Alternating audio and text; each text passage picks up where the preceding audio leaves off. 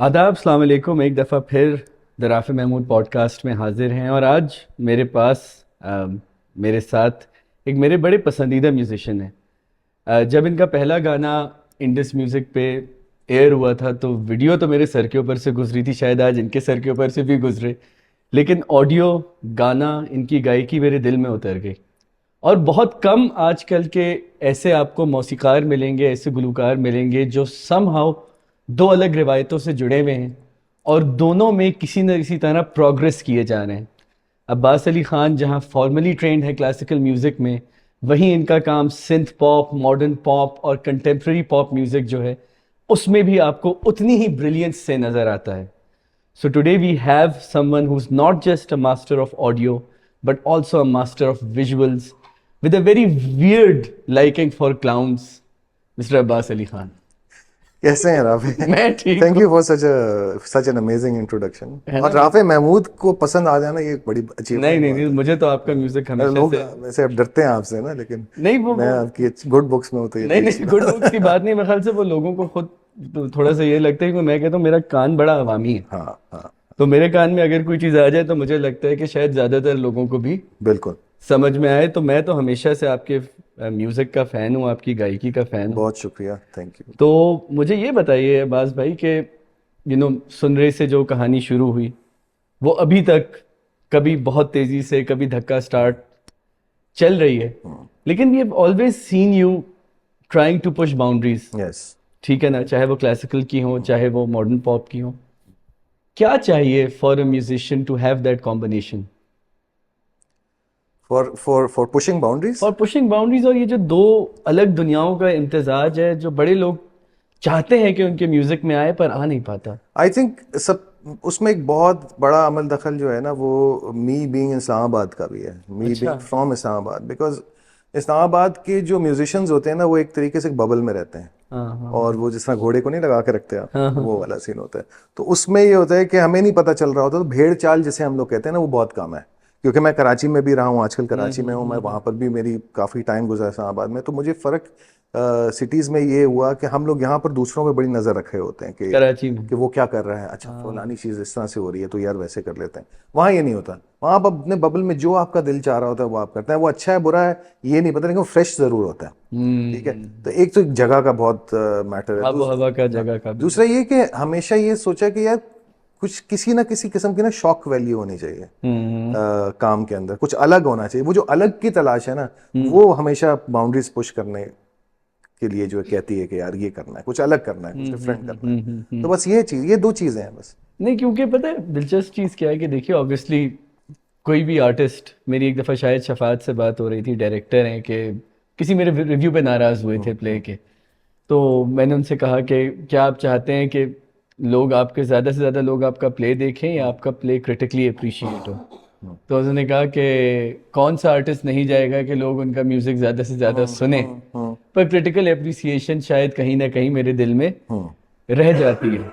तो मैं तो सिर्फ ये कह रहा हूँ कि विद यू आपके म्यूज़िक की जो नुआंसेस हैं, ठीक है, दे समहाउ पुश द बाउंड्रीज, चाहे वो इस्लामाबाद का हो की वजह से हो, चाहे वो आपका इन जनरल एक्सपोजर हो। Do you think your upbringing in classical music somehow helped you with this? Yes, later on it did. Initially तो I started off as a pop musician.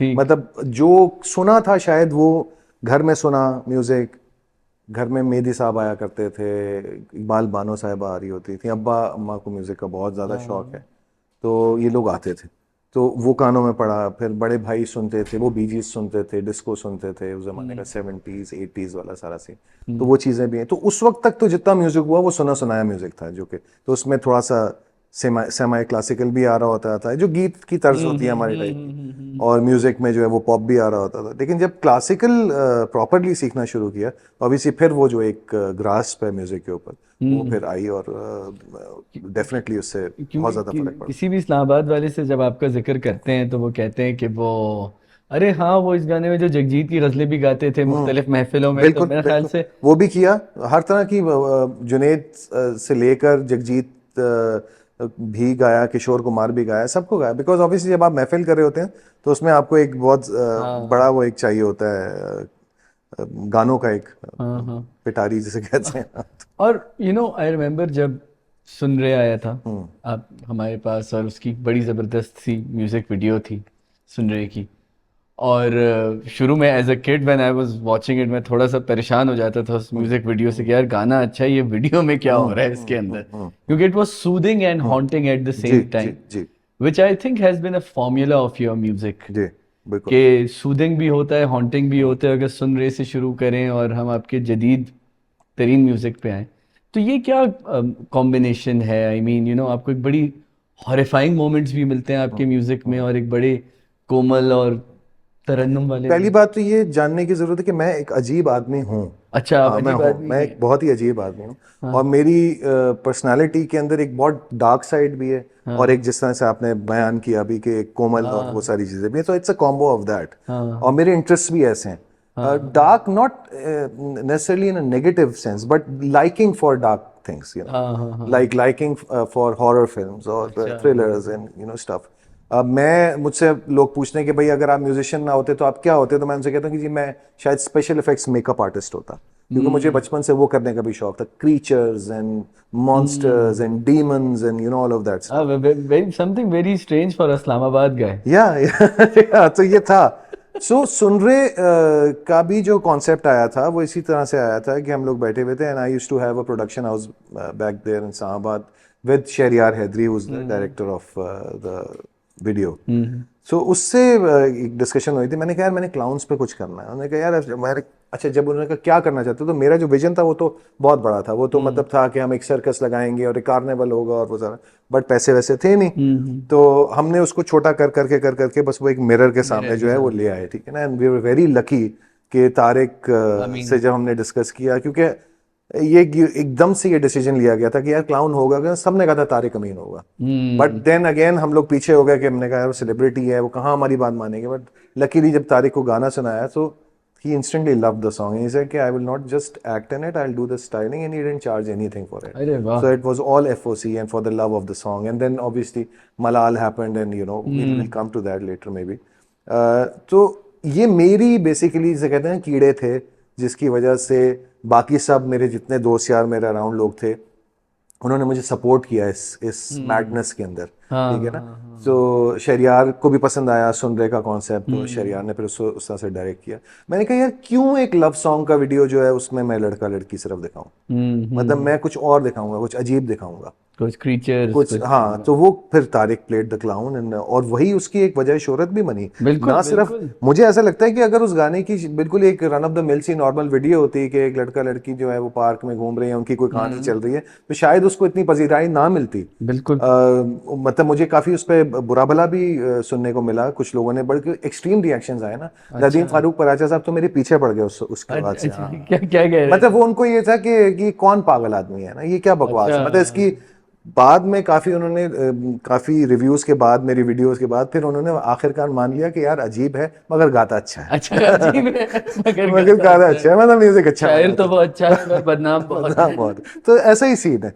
तो मुझे हमेशा तो फिर मलाल हैपेंड हाँ अभी हाँ सी, उसके बाद फिर वही वैम्पायर्स का क्रेज था। हाँ तो हाँ। फिर मुझे अल्लाह ताला की तरफ से ऐसे लोग मिले जो मेरे साथ जुड़ गए, और हमने एक ग्राउंड ब्रेकिंग वीडियो बनाया उस जमाने का, बिल्कुल, वो तो ठीक है। एक्स्ट्रॉर्डिनरी थे। जिस वक्त एमटीवी में उसकी तकरीबन आप समझ लें कि आठ आठ नॉमिनेशंस थी और 6 अवार्ड्स वो लेकर चला गया, एमटीवी पाकिस्तान हाँ जब हाँ आया था। हाँ, बिल्कुल तो बिल्कुल। मैं I was unable to attend the awards, but मुझे फोन पे फोन आ रही यार ये भी मिल गया, बेस्ट आर्ट डायरेक्शन भी मिल गई, बेस्ट मेल मॉडल भी मिल गया, बेस्ट फीमेल मॉडल भी मिल गया।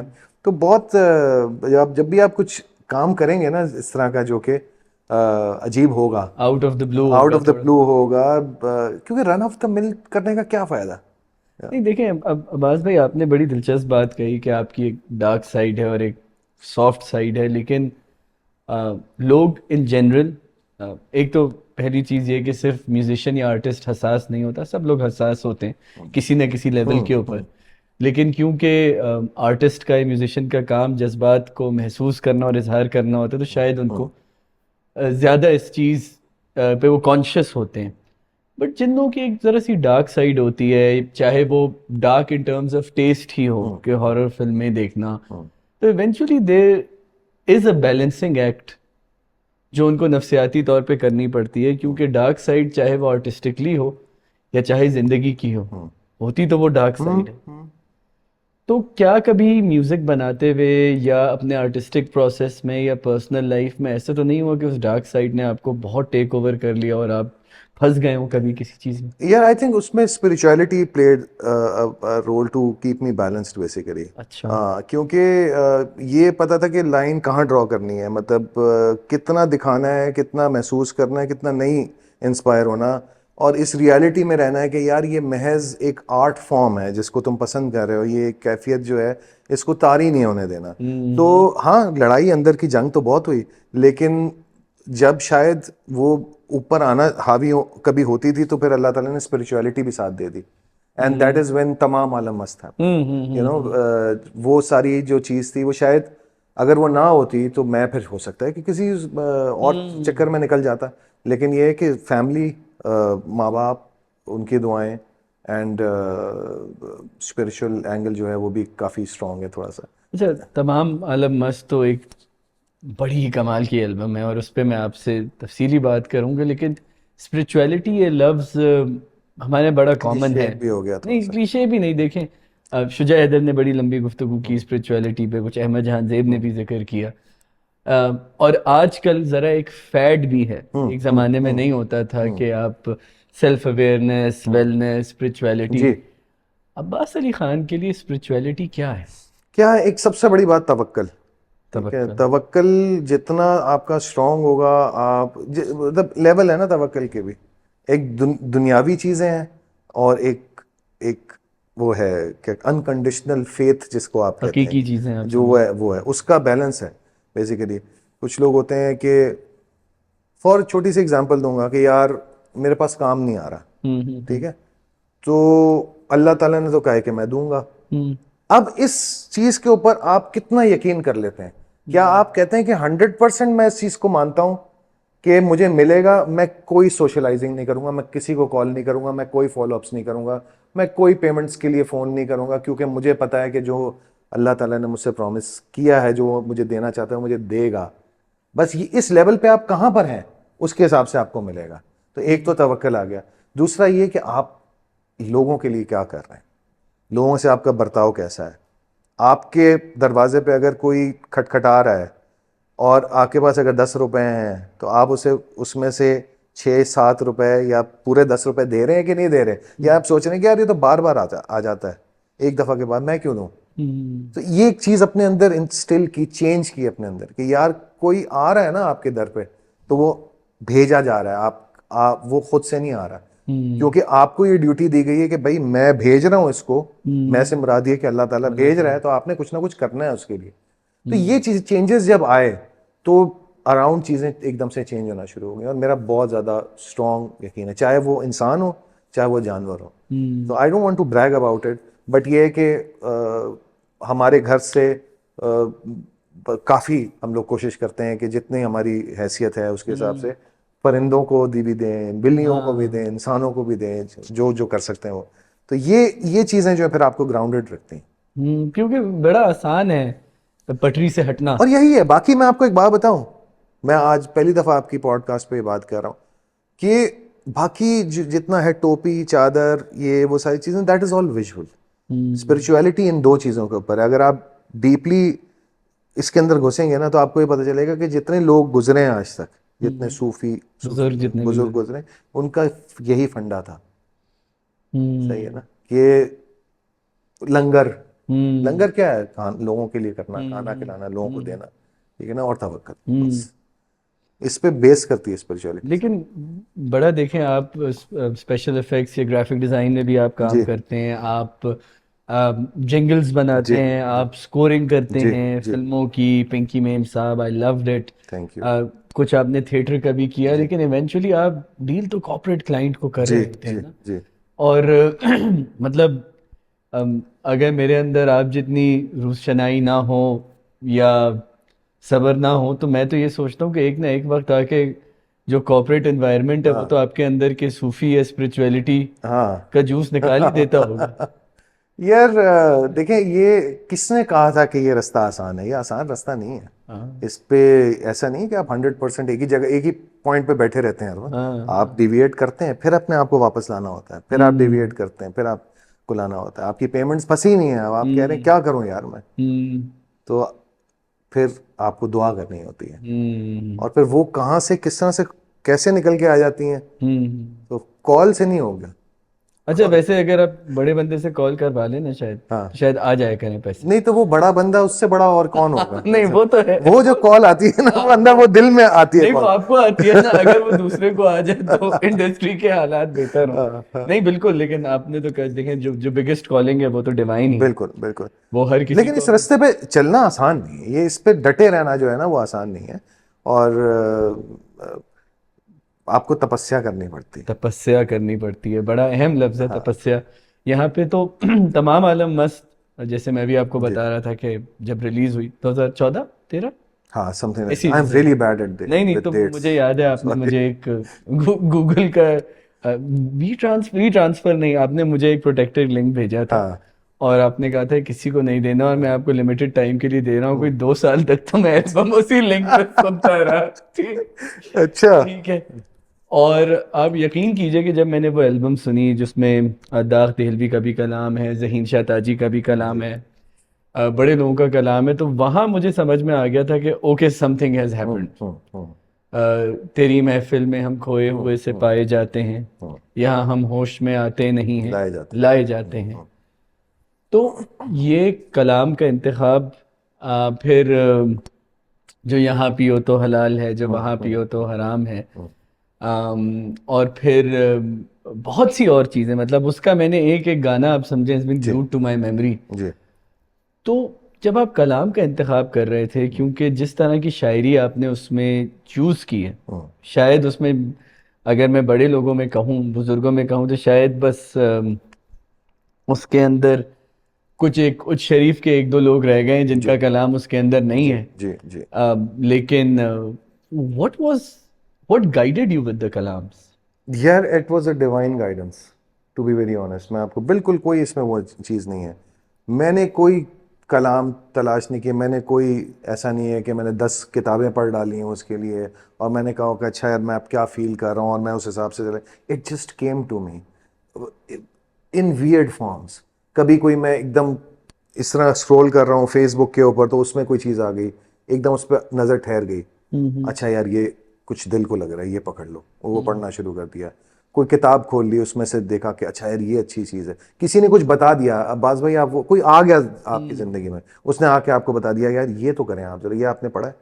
तो वो इस तरह से चीज़ें मेरे पास आ गई कि वो क्या कंपाइल होनी थी वो एल्बम। इसलिए नहीं कि मुझे कोई नॉलेज गेन करनी थी या वो होना था, ये मेरे थ्रू लोगों तक पहुंचनी थी ये चीज़। और वो उस हर कलाम जो है वो उस तरह से मुझ तक पहुंच गया। एक अच्छी चीज़ जो है उसमें कि पुराने शोरा और उससे लेकर कंटेम्प्रेरी शायर जो कि जिन्होंने जो कि वो भी हैं, मेरे मुर्शिद भी हैं, और जिन्होंने वो लिखा है आपका मुझे बार बार सदाना सदा दे, ना दे ठीक है, हसरत तो उनकी। उन्होंने उन तक जो है वो चीज़ पहुंची और हज़रत अमीर खुसरो से शुरू किया। हाँ बिल्कुल, मन तो कुन तो मौजूद है मौला, खुसरो, उसके बाद एरी सखी, मेरी सगी। और फिर आपका ज़हीन शाह ताजी भी मॉडर्न हाँ टाइम्स के ही थे, मॉडर्न टाइम 80s के थे। तक रहे वो। हज़रत शाह नियाज, इश्क में तेरे हम्म। कोहे गम, हाँ क्या अरेंजमेंट है उस गाने हाँ, की। वो हुआ। और उसके बाद खबर तय्युर इश्क रे सुन, सो, वो खैर, और सिराज औरंगाबादी, जी, सिराज है ना, औरंगाबादी, सिराज बिल्कुल औरंगाबादी। बिल्कुल वो थे।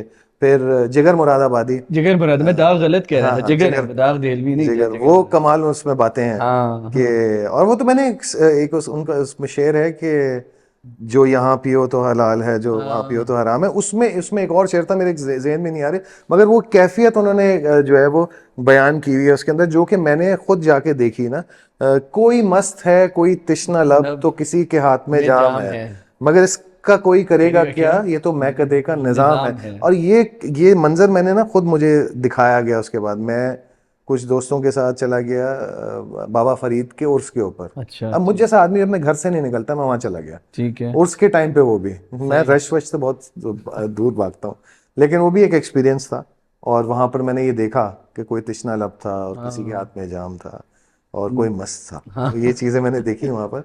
लेकिन फिर इवेंचुअली सब चीज़ों से गुजरने के बाद ये एहसास हुआ कि एंड में वही चीज़ रह जाती है जो आपके और जो आपका ताल्लुक आपके रब से। बाकी सारी चीज़ें एग्जिस्ट करती हैं, ऐसी बात नहीं है, ये डिफरेंट स्कूल ऑफ थॉट्स हैं, डिफरेंट चीज़ें हैं, मगर आपका अपने रब से की जो वन ऑन वन जो कनेक्शन है ना, everything is based on that.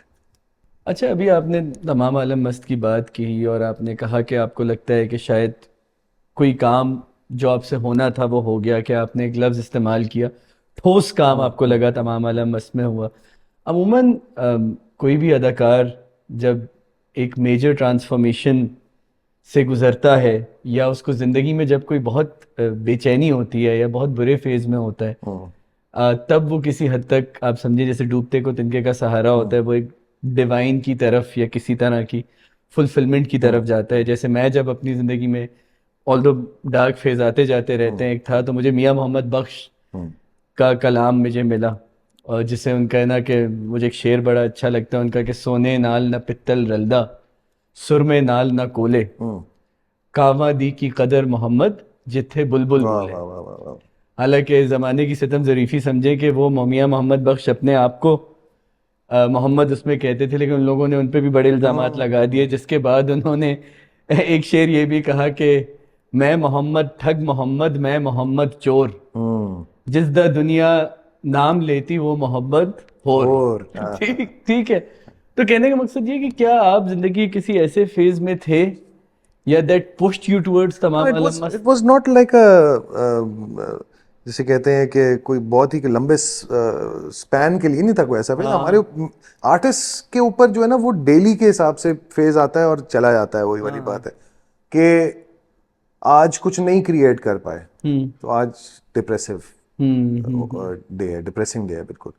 अच्छा यार आज कोई छोटी सी धुन बना ली तो आज बहुत ही इलेटेड है, अच्छा यार आज कुछ क्रिएट किया। तो इस टाइप की चीजें तो चल रही थी, लेकिन शायद एक बेमकसद सी आप कह सकते हैं जिंदगी थी। एक केयर फ्री तो थी, लेकिन कुछ डायरेक्शन लेस एक जिंदगी थी कि कुछ समझ नहीं आ रहा था कि कहाँ जाना है, क्या करना है, आगे जिंदगी में क्या मिलेगा, अपने आप को क्या बनाना है। बस जो चल रहा था बस वैसे ही चल रहे थे, you know। तो इस चीज के बाद हुआ ये कि कुछ सोचने का थोड़ा सा मौका मिल गया, कि अपने ऊपर रिफ्लेक्ट करने का मौका मिल गया कि अच्छा यार आप एज अ पर्सन हैं क्या, आप सोसाइटी में आपकी क्या स्टैंडिंग है, आप आगे क्या करना चाह रहे हैं, आप स्पिरिचुअली क्या है, अपने आप को फील करना बेसिकली, ये चीज मिली इससे।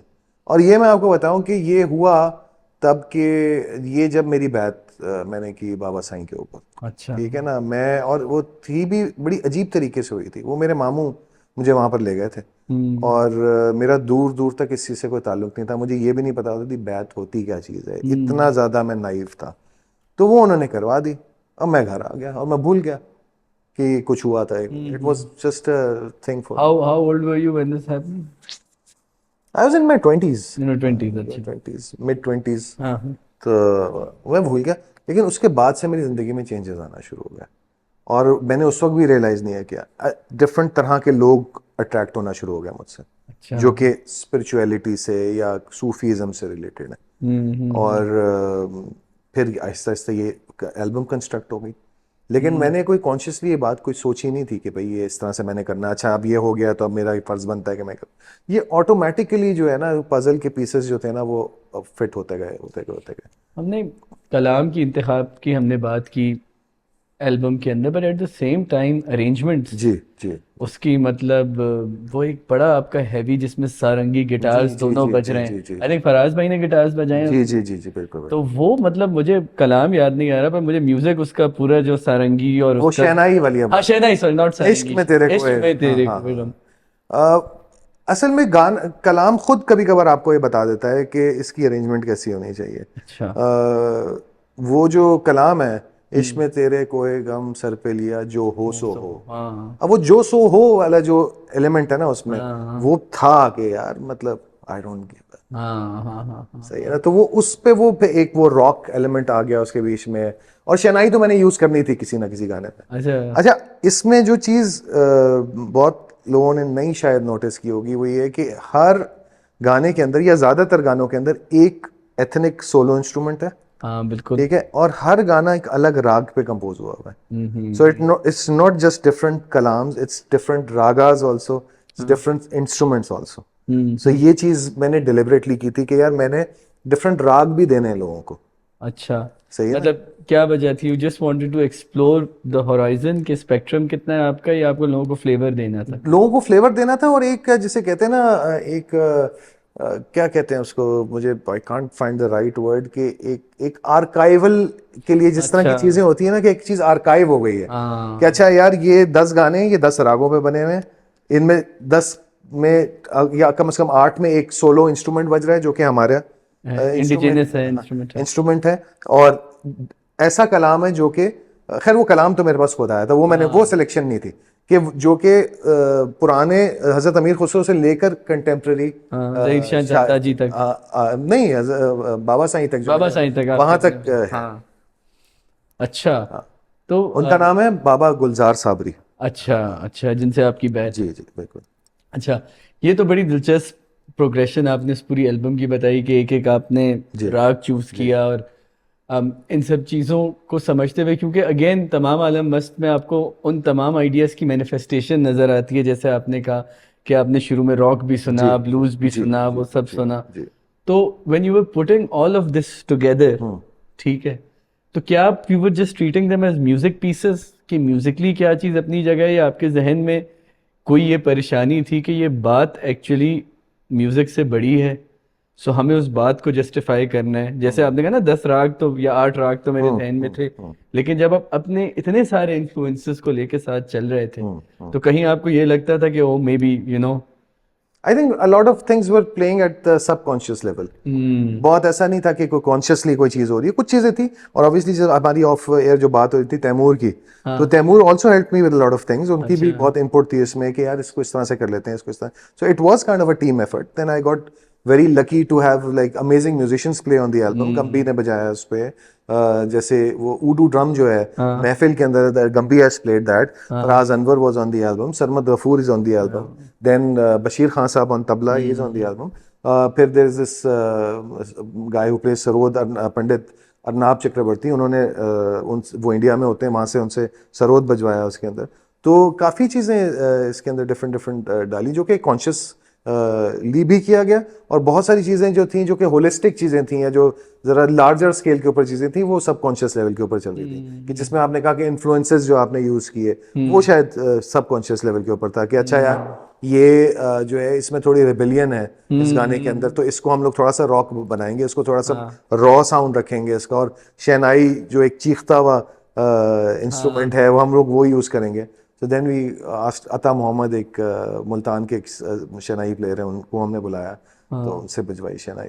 क्योंकि मुझे बात कहने में कोई कबाहत नहीं है कि इट्स वेरी यूनिक एल्बम। तमाम आलम मस्त जैसी एल्बम्स एक कंप्लीट ऑफरिंग आपको बहुत कम मिलती है, and I am glad that you made that album. Thank you so I much. Am so glad that I am also very glad that कि वो चीज़ आगे थी। और फिर हम आपने उसका एक गाना आपने कोक स्टूडियो में भी किया, जी जी जी ठीक है, एक जरा सी ग्रैंड अरेंजमेंट के जी जी साथ। जी जी शालम ने आई थिंक गिटार्स बजाए थे, जी बिल्कुल। एकूस्टिक। और फिर उसकी भी बड़ी इंटरेस्टिंग कहानी। अच्छा, क्या क्या?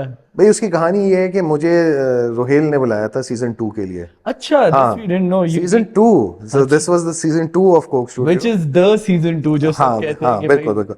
आई got a call from him and he said कि यार इस तरह we want you on board, and मैंने कहा जी ठीक है। तो एंड देन बात, फिर उसके बाद कुछ नहीं हुआ। उसके बाद फिर I kept emailing, kept asking कि भाई क्या हुआ वो। एक typical Rohel. I don't know about that. मेरे मेरा इश्तियाक बहुत है उनके साथ बैठ के गप लगाने का। मैं उनका बहुत बड़ा फैन भी हूँ, वाइटल साइंस की वजह से एंड ऑब्वियसली कोक की वजह से। बट मेरा उनसे कोई मुलाकात उस तरह की अच्छा, अभी तक नहीं है? शायद कभी एक आधी जगह वैसे ही बम्प इनटू है, बट उस तरह से नहीं है मुलाकात जिसमें आप बैठ के बात करें। खैर तो उन्होंने कहा भाई आप क्या लेंगे, और मतलब जो भी आपका मॉनेटरी वो सारा। मैंने एक फिगर दे दिया, एक ब्लाइंड सा। अब I don't know if it was because of that figure that I gave, या कुछ उनकी साइंस नहीं बनी आगे। खैर वो बात नहीं हो पाई, सारी सीजन्स गुजर गए, and then I even like I forgot about Coke Studio, you know, I was just doing my own thing. नहीं, आप खामोशी से सुन तो रहे हो। हाँ हाँ सुन रहा था, दिल में एक वो भी थी, आग भी लगी हुई थी कि यार अच्छा अब ये भी आ गया, वो भी आ गया, मुझे क्यों नहीं बुलाया। हाँ, शुक्र करें आप मैं भी शायद से पहले आ गए, फिर तो हम सबको आग लगती। फिर जब ये व्हेन फैसल भाई एंड बिलाल भाई they took over Coke Studio, so called me instantly. अच्छा बिलाल का मुझे फोन आया था, उन्होंने कहा कि यार कैसे हो? अच्छा, कैसे हो? वेरी बिलाल लाइन कैसे? यार हम समझते हैं कि तुम्हें बहुत पहले आ जाना चाहिए था, लेकिन अब हम कर रहे हैं और तुम करोगे। हाँ तो मैंने कहा जी बिलाल भाई बहुत शुक्रिया। तो अंदर से एकदम से एक्साइटमेंट का एक वो, तो मैंने कहा कौन सा गाना? कि यार वो तुम्हारा मनकुंथो माला जो है ना वो बहुत अच्छा है हाँ और वो करोगे तुम। मैंने कहा जी ठीक है। अच्छा उस वक्त तो मैंने कहा जी बिल्कुल ठीक है। फिर हाँ बाद में मुझे ख्याल आया, मैंने कहा यार मनकुंथो माला ठीक है, but it's a song that has been done a lot of times and I wanted to do something which is original. Hmm. तो मैंने कहा कि फ़ोन किया मैंने कहा बिलाल भाई बात ये है कि यार ये एक और गाना है, ये मैं आपको भेज रहा हूँ, आप प्लीज़ इसको सुने, मैं चाहता हूँ ये गाना होना चाहिए। तो देन आई सेंट हिम, मुझे मुझे बार बार बार बार सदा which was already on the album हाँ हाँ, विद वो अ तो डिफरेंट ऑब्वियसली अरेंजमेंट। ऑब्वियसली।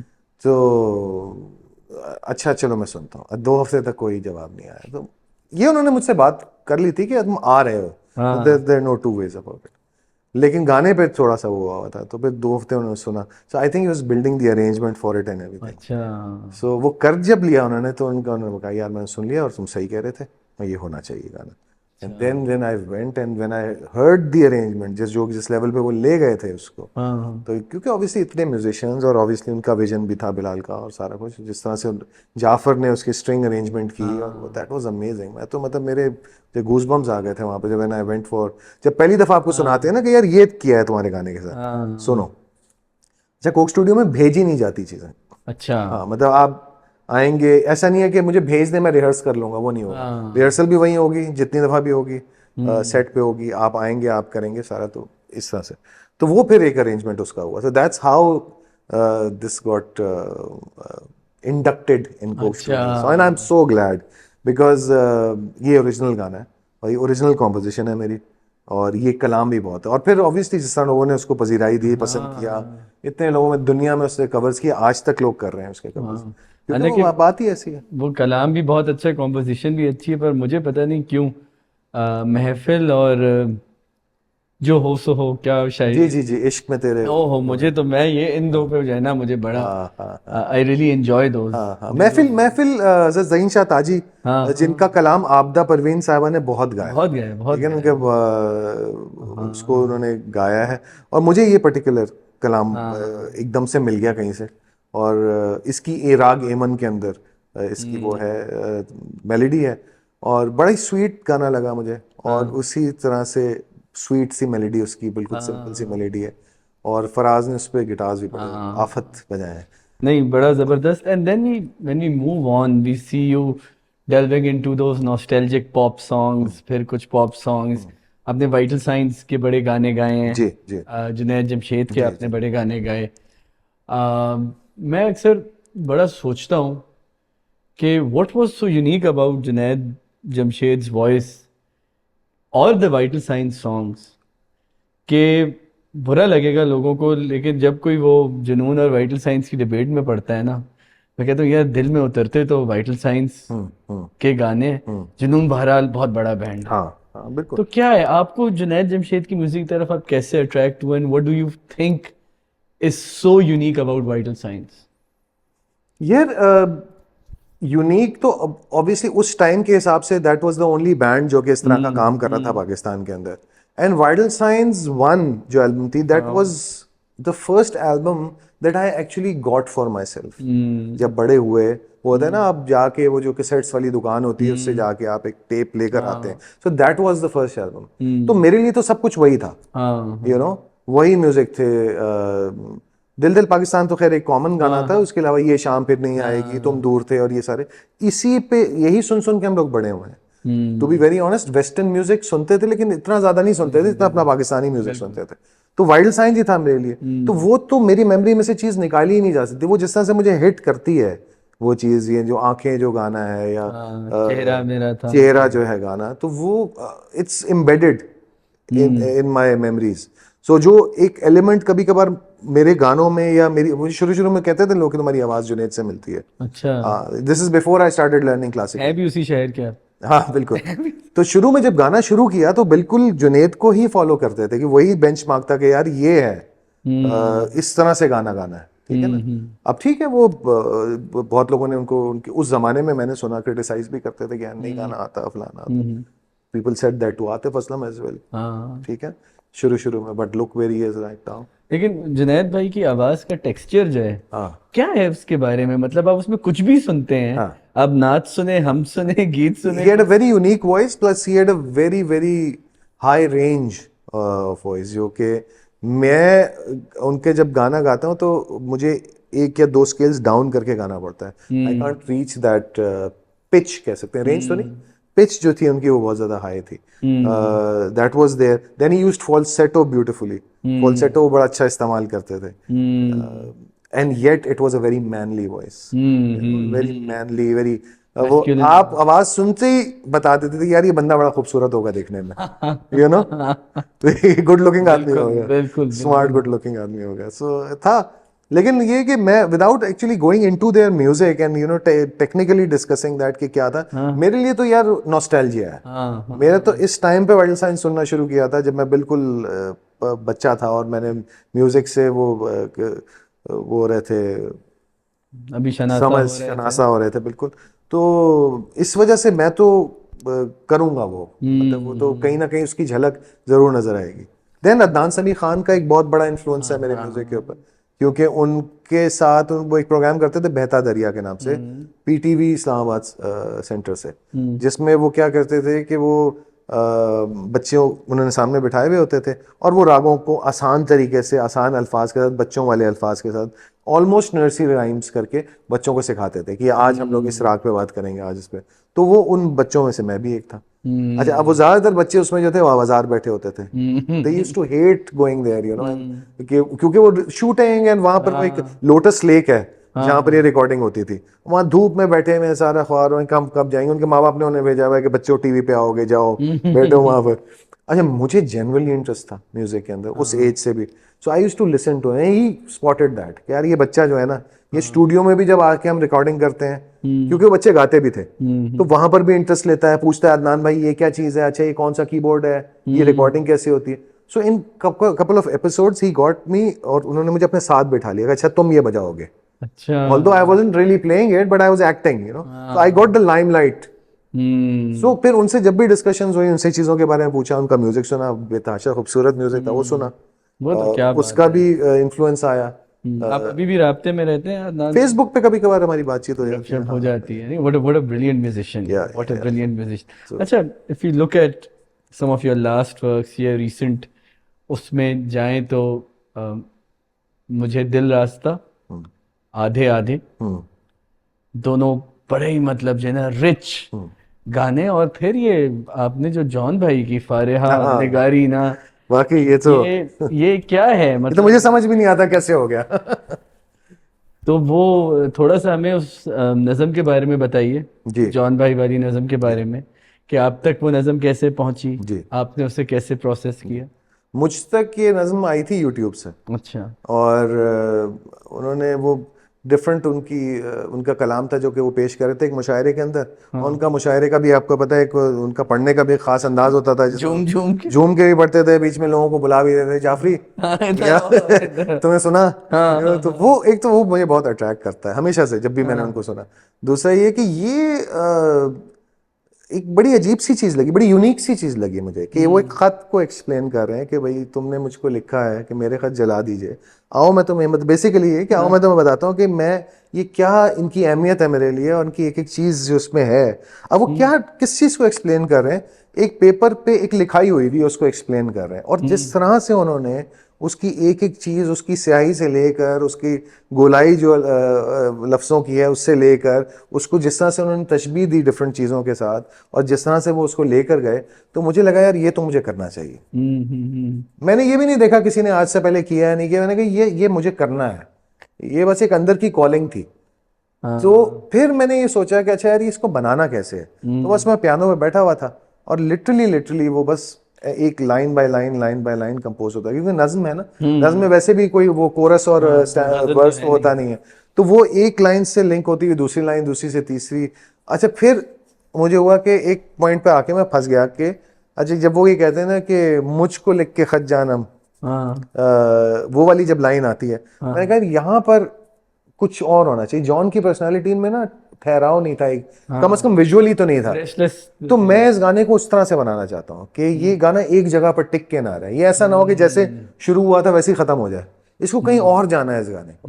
तो मैं उस गाने को जब इस लाइन पे आता हूँ ना, बिल्कुल रोक के उसको मैंने बिल्कुल उसको चेंज कर दिया, नहीं और उसको मैं ले गया बिल्कुल जिस तरह ब्रॉडवे के अंदर म्यूजिकल्स के अंदर जिस तरह से गाने होते हैं ना, वो उस डायरेक्शन के अंदर चला गया।